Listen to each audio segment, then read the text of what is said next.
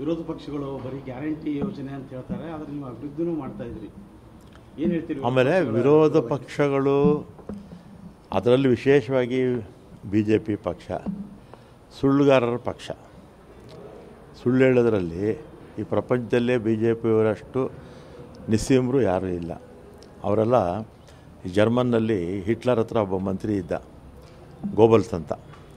ಅವನು ಮಂತ್ರಿ, ಅವನಿಗೆ ಯಾವ ಪೋರ್ಟ್ಫೋಲಿಯೋನೇ ಇಲ್ಲ, ಪೋರ್ಟ್ಫೋಲಿಯೋ ಇಲ್ಲ ಅವನಿಗೆ. ಅವನಿಗೇನು ಪೋರ್ಟ್ಫೋಲಿಯೋ ಅಂದರೆ ಒಂದು ಸುಳ್ಳನ್ನ 100 ಸಲ ಹೇಳಿ ನಿಜ ಮಾಡೋದು. ಅವ್ರ ವಂಶಸ್ಥರು ಈ BJPಯವರು,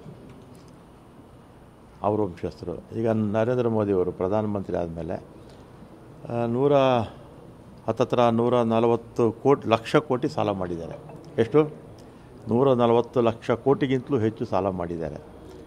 ಸ್ವಾತಂತ್ರ್ಯ ಬಂದಾಗಲಿಂದಲೂ ಕೂಡ 2014ವರೆಗೂ ನರೇಂದ್ರ ಮೋದಿಯವರು ಪ್ರಧಾನಮಂತ್ರಿ ಆಗೋವರೆಗೂ ನಮ್ಮ ದೇಶದ ಸಾಲ ಕೇವಲ 53 ಲಕ್ಷ ಕೋಟಿ ಇತ್ತು. 53 ಲಕ್ಷ ಕೋಟಿ.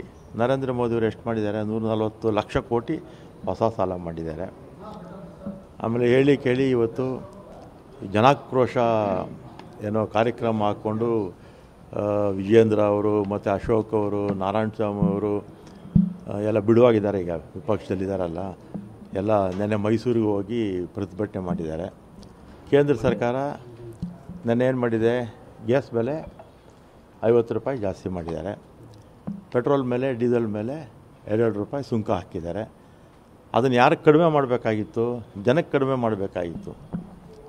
ಆದರೆ ಕೇಂದ್ರ ಸರ್ಕಾರ ತಗೊಳ್ತಾ ಇದ್ದಾರೆ.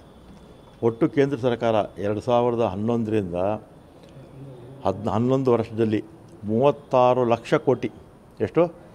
36 ಲಕ್ಷ ಕೋಟಿ 36.50 ಲಕ್ಷ ಕೋಟಿ ಸುಂಕ ವಸೂಲಿ ಪೆಟ್ರೋಲು ಡೀಸೆಲಿಂದ ಮಾಡಿಕೊಂಡಿದೆ.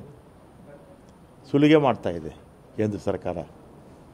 ಒಂದು ಕಡೆ ರಾಜ್ಯ ಸರ್ಕಾರ ಬೆಲೆ ಏರಿಕೆ ಆರೋಪ ಮಾಡಿ ಜನಾಕ್ರೋಶ ಯಾತ್ರೆ ಮಾಡೋ BJPಯವರು, ಮತ್ತು ಅಡುಗೆ ಅನಿಲ ಮತ್ತು ಡೀಸೆಲ್ ರೇಟ್ ದರ ಏರಿಕೆ ಮಾಡೋದು, ಅದಕ್ಕೆ ಈಗ ನಮ್ಮ ವಿರುದ್ಧ ಅವರು ಜನಾಕ್ರೋಶ ಕಾರ್ಯಕ್ರಮ ಹಾಕಿದ್ರಲ್ಲ, ಅದಕ್ಕೆ ನಾನು ವಿಜೇಂದ್ರ ಅವರಿಗೆ ಮತ್ತು ಅಶೋಕ್ ಅವರಿಗೆ, ನೀವು ನಮ್ಮ ಮೇಲೆ ರಾಜ್ಯ ಸರ್ಕಾರದ ಮೇಲೆ ಏನು ಮಾಡೋಕ್ಕೆ ಹೊರಟಿದ್ರಲ್ಲ, ಅದನ್ನು ಕೇಂದ್ರ ಸರ್ಕಾರ ನಿಮ್ಮ ತಾಕತ್ತಿದ್ರೆ ಕೇಂದ್ರ ಸರ್ಕಾರ ವಿರುದ್ಧ ಹೋರಾಟ ಮಾಡಿ ಅಂತ ಅವ್ರಿಗೆ ಹೇಳ್ತೀನಿ. ಇವರು ಉತ್ತರ ಕುಮಾರ್ ಇದ್ದಂಗೆ, ಯಾರು ಈ BJPಯವರು ಇದ್ದಾರಲ್ಲ, ಉತ್ತರ ಕುಮಾರ್ ಇದ್ದಂಗೆ. ಉತ್ತರ ಕುಮಾರನ ಪೌರುಷ ಒಲೆ ಮುಂದೆ ಅಷ್ಟೇ. ಆಮೇಲೆ ನಮ್ಮ ರಾಜ್ಯದ ನೆಲ, ಜಲ ಅಥವಾ ನಮ್ಮ ರಾಜ್ಯ ಸರ್ಕಾರಕ್ಕೆ ಏನು 5 ಕೋಟಿ ಪ್ರತಿ ವರ್ಷ 5 ಲಕ್ಷ ಕೋಟಿ GST ಹೋಗುತ್ತಲ್ಲ, ಅದಕ್ಕೆ ಪೂರಕವಾಗಿ ಅವ್ರು ಎಷ್ಟು ಕೊಡ್ತಾರೆ? ನಮಗೆ 13 ಪೈಸೆ ಅಷ್ಟು ಕೊಡ್ತಾರೆ. ಅದನ್ನು ಕೇಳೋ ತಾಕತ್ತಿಲ್ಲ ಇವರಿಗೆ.